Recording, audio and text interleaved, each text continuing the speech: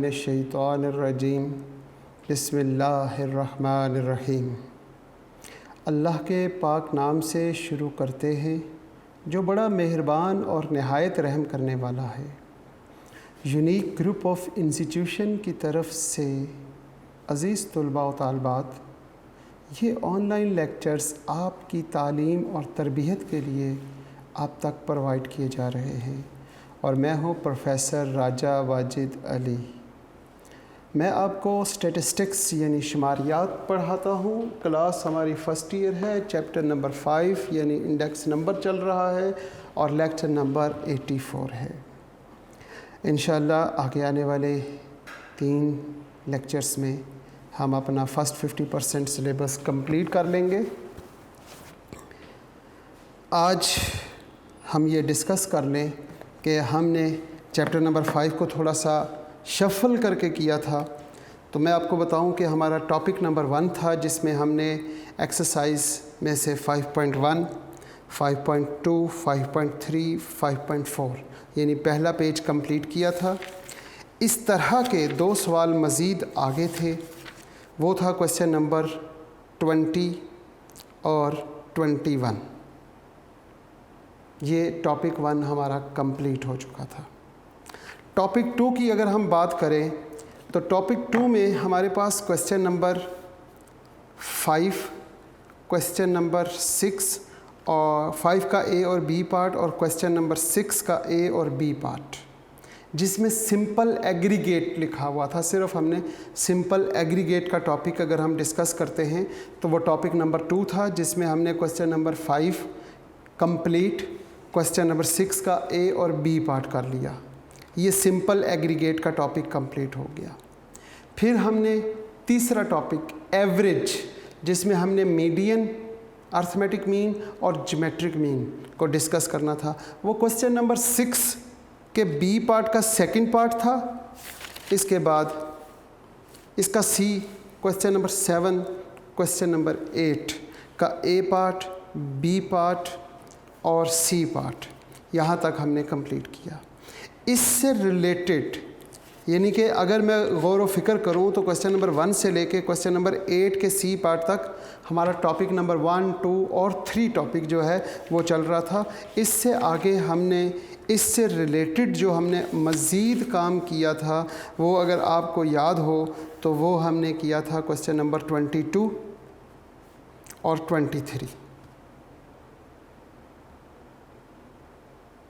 23 किया था।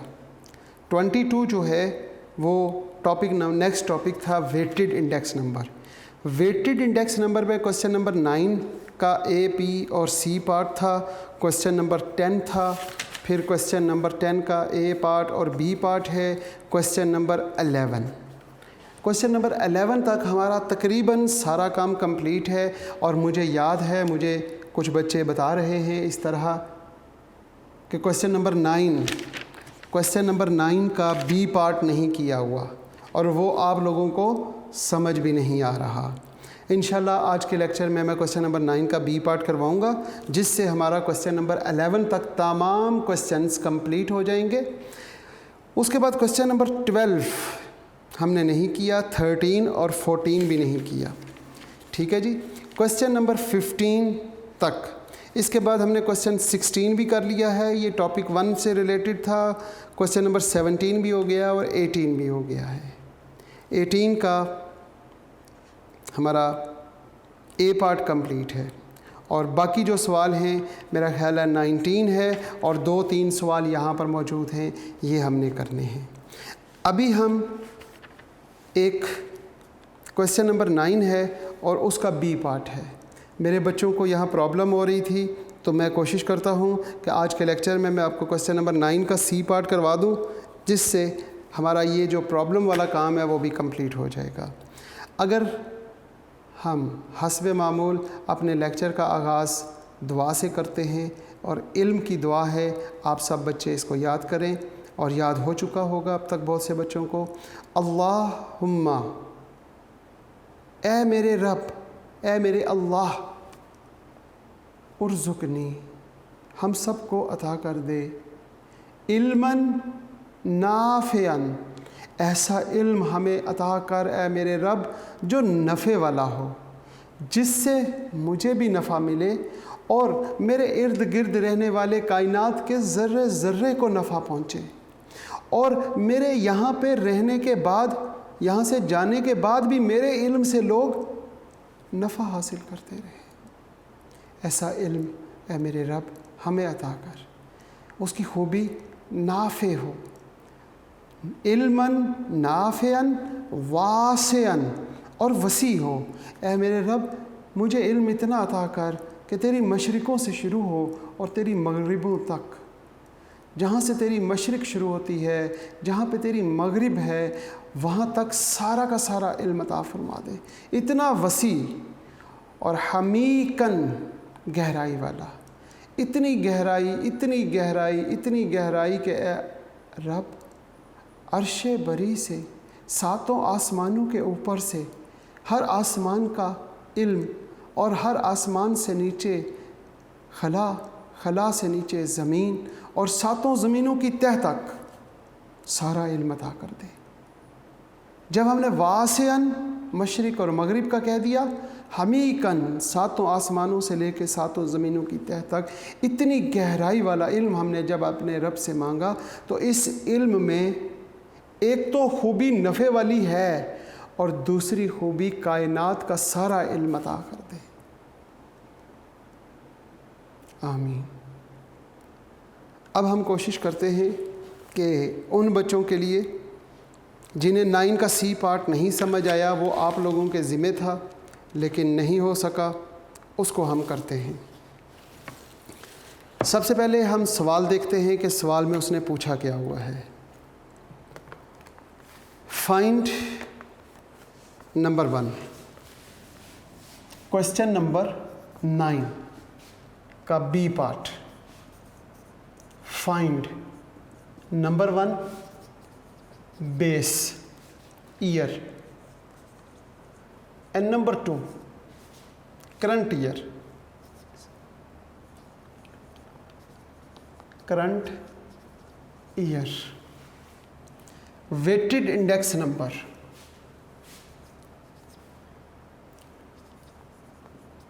weighted index number for 1950 and 1951.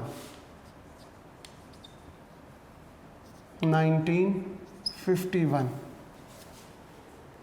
from the following data, from the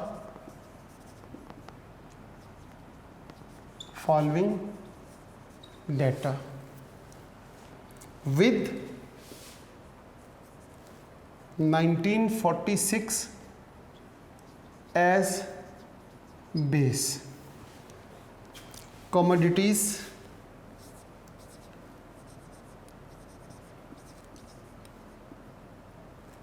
commodity,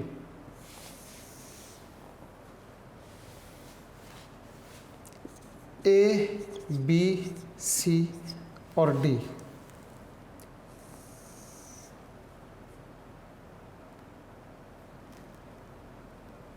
nineteen 46 price और quantity. मैं ज़रा थोड़ा सा टेबल को एडजस्ट कर रहा हूँ अपने माहौल के मुताबिक। 1946 की दो चीज़ें दी हुई हैं, एक प्राइस और एक क्वांटिटी। वैसे उसने पहले जो कॉलम है, मेन कॉलम, वो प्राइस का रखा, उसमें 1946 कि यहाँ पर पहले कॉलम में जो मेन कॉलम है उसमें प्राइस गिवन है।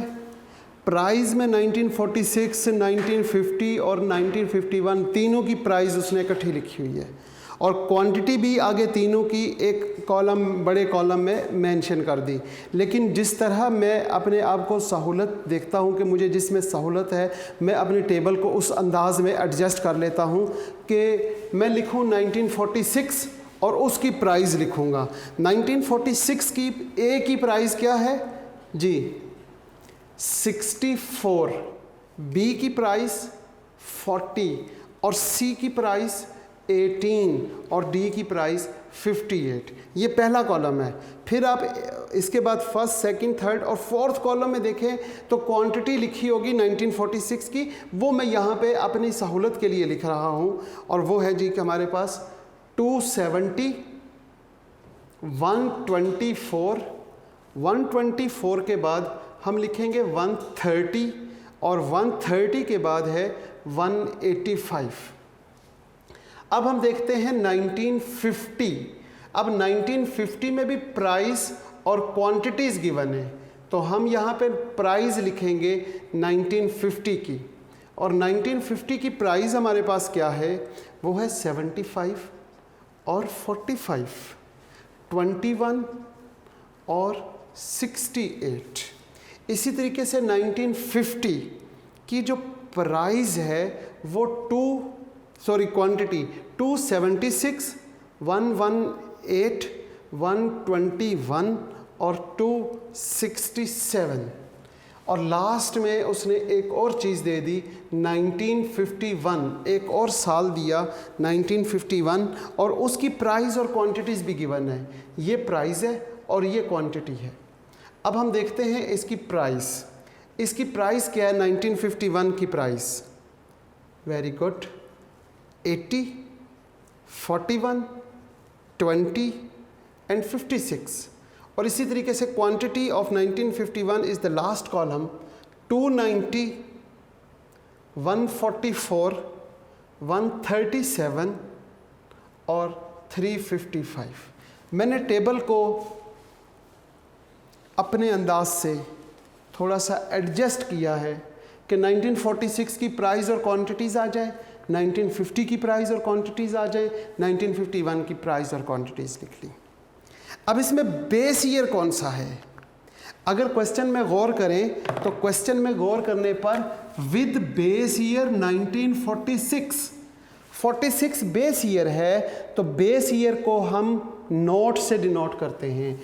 1946 की प्राइस को हम लिखेंगे P नोट और क्वांटिटी को लिखेंगे Q नोट। ठीक होगी बात?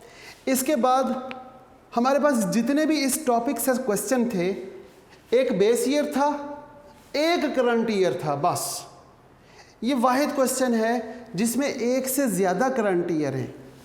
ये बेस ईयर 1946 है, 1950 भी हमारे लिए करंट ईयर है, 1951 भी हमारे लिए करंट ईयर है। हमारे पास कितने करंट ईयर है? 2। तो जो पहला करंट ईयर है उसको डिनोट करेंगे 1 के साथ, P1 और Q1, और जो दूसरा है उसको डिनोट करेंगे P2 और Q2 के साथ। क्लियर होगी बात?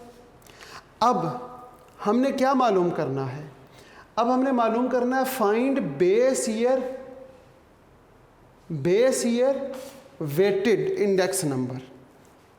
हमने मालूम करना है नंबर 1। पहले नंबर पे हमने मालूम करना है base year weighted index number for 1950, 1950।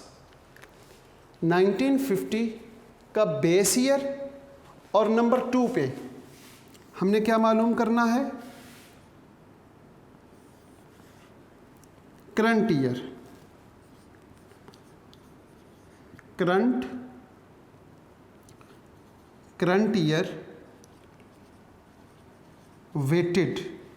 Year weighted index number for 1950। Base year और करंट ईयर वेटेड 1950 के लिए, दोनों बेस ईयर और करंट ईयर दोनों 1950 के लिए मालूम करें, फिर दोनों 1951 के लिए मालूम करें। बस इतनी सी बात है। करेंगे कैसे? बेस ईयर होता है लेस्प ईयर, P01, क्योंकि 1951 को हमने 1 से डिनोट किया हुआ है। फार्मूला क्या होगा? Summation PQ over summation PQ multiply by 100। यहाँ पर फार्मूला क्या होगा? P01 is equal to summation P Q over summation P Q multiply by 100। क्या उसने यहाँ पर क्वांटिटी इंडेक्स नंबर पूछा हुआ है या प्राइस इंडेक्स नंबर पूछा हुआ है? ज़रा क्वेश्चन को गौर से पढ़ें और देखें।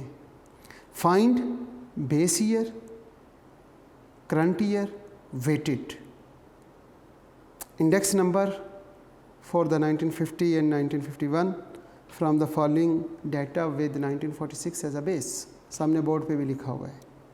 यानी कि इसने यहाँ पे मेंशन नहीं किया हुआ कि करंट ईयर मालूम करना है या फिर इसमें ये नहीं मालूम कि प्राइस इंडेक्स नंबर मालूम करना है या क्वांटिटी इंडेक्स नंबर। तो जब कुछ ना पूछा हुआ हो, कुछ ना बताया हो, तो सिर्फ प्राइस इंडेक्स मालूम करते हैं। क्वांटिटी इंडेक्स मालूम करने के लिए वो आपको मेंशन करेगा कि क्वांटिटी इंडेक्स नंबर मालूम करें, तो फिर हम क्वांटिटी इंडेक्स नंबर मालूम करेंगे। प्राइस इंडेक्स नंबर जब मालूम करेंगे तो इसलिए मैंने यहाँ P लिखा है। P के साथ हम यहाँ पे क्या लिखते हैं? 1 और 0। जब भी P होगा, प्राइस इंडेक्स नंबर होगा, ऊपर करंट ईयर, नीचे बेस ईयर, 1 और 0। बेस ईयर का मतलब होता है नॉट और करंट ईयर का मतलब होता है 1। तो बाकी जो बचेंगे, करंट ईयर में 1 लिख दिया जाएगा और बेस ईयर में हम क्या लिखेंगे? नॉट लिखेंगे। अब मैं इस फार्मूले को गौर से देखूं तो P1 Q0 की ज़रूरत है मुझे। मैं यहाँ पे क्या लिखूँगा? P1 Q0। और मुझे किसकी ज़रूरत है? P0 और Q0 की ज़रूरत है और इनके टोटल की भी ज़रूरत पड़ेगी। इसलिए मैं यहाँ पे टोटल का कॉलम बना लेता हूँ। इसको गौर करूँ तो मुझे ज़रूरत पड़ेगी P1 और Q1 की, और यहाँ पे मुझे ज़रूरत पड़ेगी P0 और Q1 की। ज़रा टेबल काफ़ी लेंथी हो जाएगा, आप अपने रजिस्टर के पेज को वर्टिकल करके इसको बनाइएगा। अब जब मैं इसको मल्टीप्लाई कर रहा हूँ तो बहुत आसानी से मल्टीप्लाई करते हुए हमारे पास जो जवाब आएंगे वो लिखते हैं। जनाब, P1 और Q0, ये आपके पास P1 है, ये P1 का कॉलम है और ये Q0 का। इन दोनों को आपस में मल्टीप्लाई करके यहाँ पे लिख दिया जाएगा। मैंने ऑलरेडी मल्टीप्लाई किए हुए हैं, वो मेरे पास है 20, 25 और 0, 20250। इसके बाद मेरे पास है 5580, 2730 और 12580। अब मुझे चाहिए P0 और Q0। अब मैं यहाँ से इसको ख़त्म करूँ, ये यहाँ क्लिक करूँ। ये P0 का कॉलम है, ये Q0 का कॉलम है। इन दोनों कॉलम्स को आपस में मल्टीप्लाई करें और यहाँ पे लिख दें P0 और Q0। पहला है जी 17280, दूसरा है 4960, नेक्स्ट है 2340, फिर हमारे पास 10730। अब हम देखते हैं P1 और Q1 को मल्टीप्लाई कैसे करें।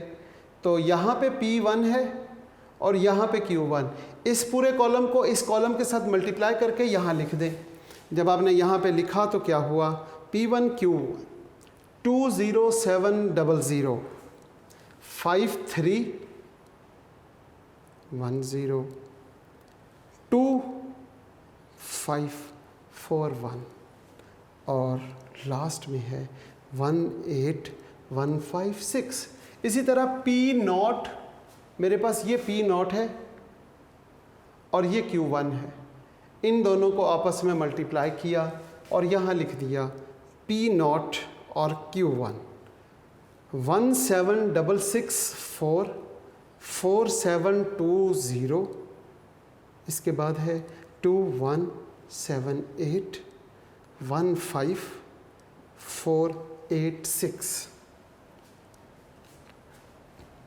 अब आप देखें कि इन कॉलम्स का टोटल कर लें with the help of calculator. पहले कॉलम का टोटल आपके पास क्या आया, वो आपके पास आ गया 41140।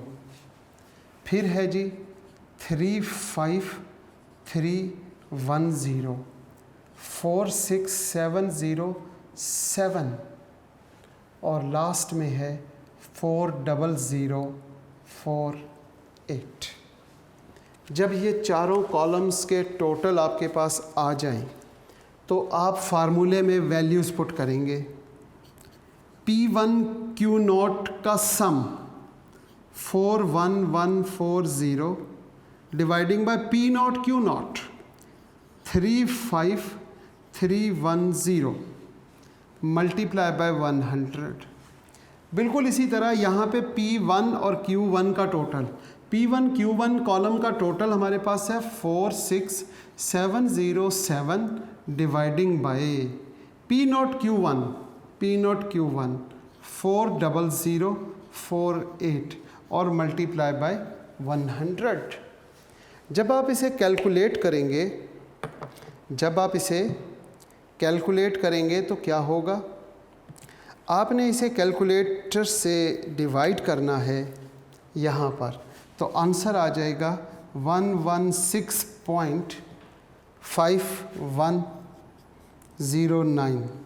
बिल्कुल इसी तरह वहाँ पे डिवाइड करने से 116.6275 ये आपके पास 1951 का बेस ईयर और 1951 का करंट ईयर, जो सवाल में गिवन है बेस ईयर और current year, weighted index number for 1950 के लिए आपने ये कंप्लीट कर लिया। अब 1952 के लिए क्या करेंगे, 1950 के लिए कंप्लीट हुआ, अब 1950 लिखेंगे यहाँ पे। 1950 के लिए कंप्लीट हो चुका है, 51 लिखेंगे। यहाँ पे भी हम 1951 लिख लेते हैं।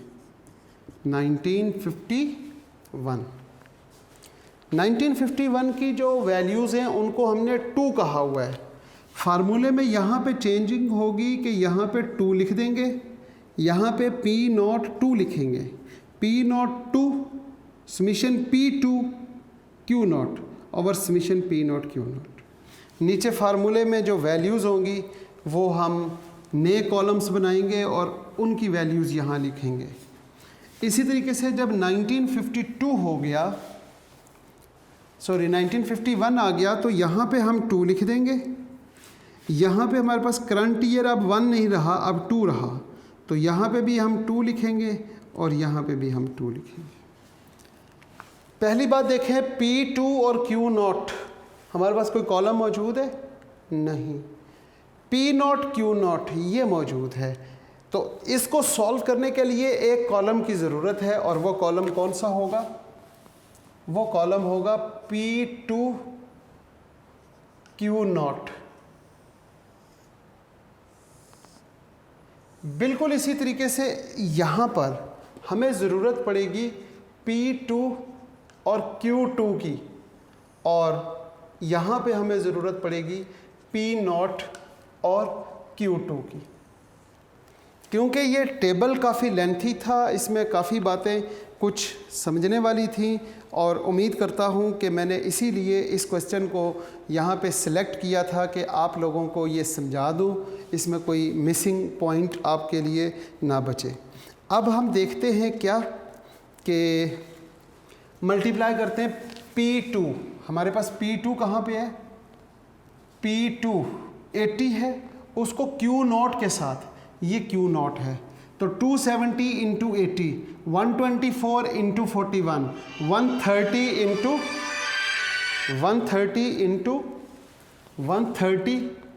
इंटू 20 के साथ मल्टीप्लाई कर देंगे और इस तरीके से कॉलम कंप्लीट करेंगे।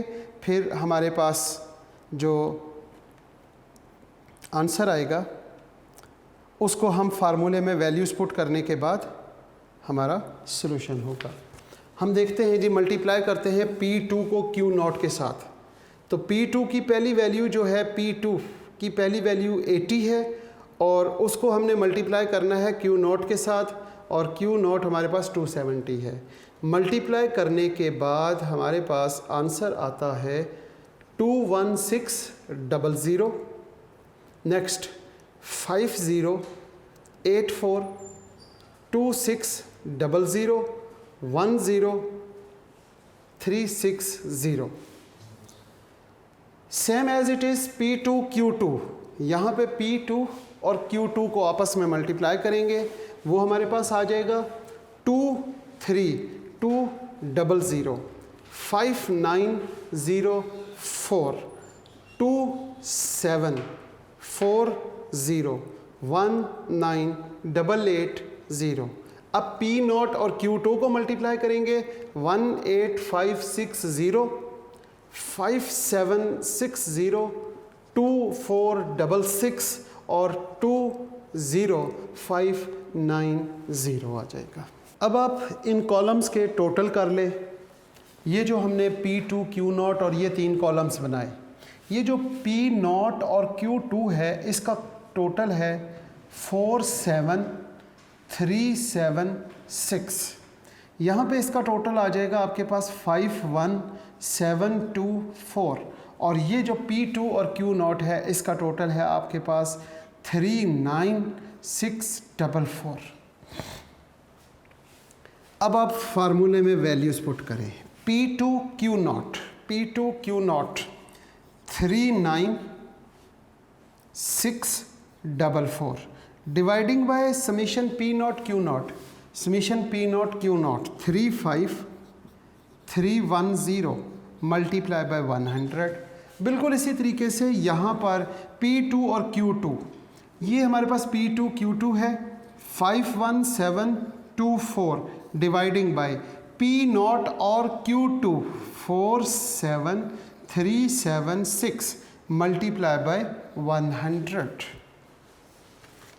ये वैल्यूज़ पुट करने के बाद कैलकुलेटर के साथ आप सब बच्चे क्या करेंगे, आप इन्हें डिवाइड कर दें और डिवाइड करने के बाद आप क्या करें, मल्टीप्लाई बाय 100 कर दें। यहाँ पे आ जाएगा 112.27 और यहाँ पर आपके पास आ जाएगा 109.1776। कैलकुलेशन बहुत ध्यान से की जाती है। कैलकुलेटर के साथ मैं कोशिश करता हूँ कि एक एक कॉलम के टोटल को और एक एक कॉलम को चेक किया जाए और उससे पहले ये सारे कॉलम्स मैंने एक्सेल के फार्मूलों पे लगाने के बाद कंप्लीट सॉल्व किया हुआ है क्वेश्चन। कि जब हम एक्सेल में ये लिखते हैं P1 यानी कि P1 और Q0 को मल्टीप्लाई करें और वो यहाँ कंप्लीट करते हैं तो यहाँ पर सारी कैलकुलेशन वो एक्सेल के फार्मूले के मुताबिक बहुत जल्दी और आसानी से सॉल्व हो जाती हैं। इसके बावजूद मैं कैलकुलेटर के साथ भी चेक करता हूँ बाज़ वैल्यूज़ को, ताकि मुझे कन्फर्म या वेरिफिकेशन हो जाए। इतने ज़्यादा एहतियात करने के बावजूद क्या होता है कि पॉसिबल है कि गलती हो सके, गलती हो जाए। उसकी पॉसिबिलिटी इसलिए है क्योंकि इंसान से गलतियां होती हैं। तो ये कैलकुलेशन क्योंकि बहुत ज़्यादा है, मैंने कैलकुलेशन बताया एक्सेल के फार्मूलों से भी की और कैलकुलेटर से चेक भी की हुई है।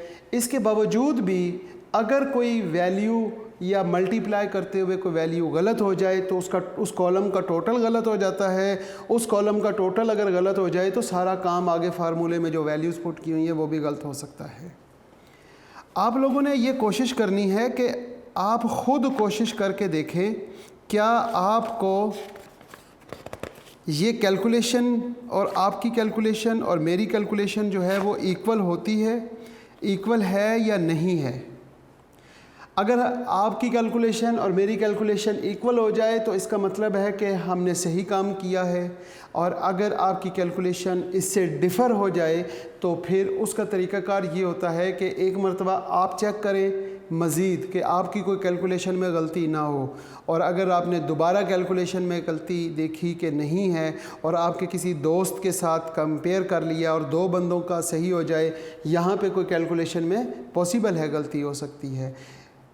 तो इसलिए आप कोशिश करें कि इनकी कैलकुलेशन ख़ुद करें, क्योंकि इम्तिहान में कैलकुलेशन आपको ख़ुद करनी पड़ेगी, और अगर आप यहाँ पे प्रैक्टिस नहीं करेंगे तो वहाँ पे कैलकुलेशन गलत हो जाएगी। पहली मर्तबा जब भी कैलकुलेशन की जाएगी और वो भी इम्तिहान गाह में बैठे हुए, उसके गलती के चांसेस ज़्यादा होते हैं। प्रैक्टिस के साथ जाइएगा, ये कैलकुलेशन खुद करके क्वेश्चंस को चेक करें कि सही हैं या नहीं। मेथड मेरा ख्याल है बच्चों को समझ आ चुका होगा। इसके साथ ही आज के लेक्चर का हम यहाँ पे इख्तिताम करते हैं इस दुआ के साथ कि अल्लाह पाक मेरे बच्चे जहाँ पे भी रहें सदा खुश रहें, सलामत रहें। अल्लाह पाक आपको और मुझे ईमान वाली ज़िंदगी और सेहत वाली ज़िंदगी अता करे, वालदैन का साया ताहयात कायम रखे, और हमें वालदैन का और उस्तादज़ा की एहतराम और इताअत करने की तौफ़ीक़ अता फ़रमाए, और वक्त आखिर कलमा तय्यब जारी फरमा दीजिएगा। ए हमारे रब, हमारी ज़बानों पे ला इलाहा इल्लल्लाह मुहम्मदुर रसूलुल्लाह, ताकि हमारा ख़ात्मा ईमान पर हो सके। आमीन। अल्लाह हाफ़िज़।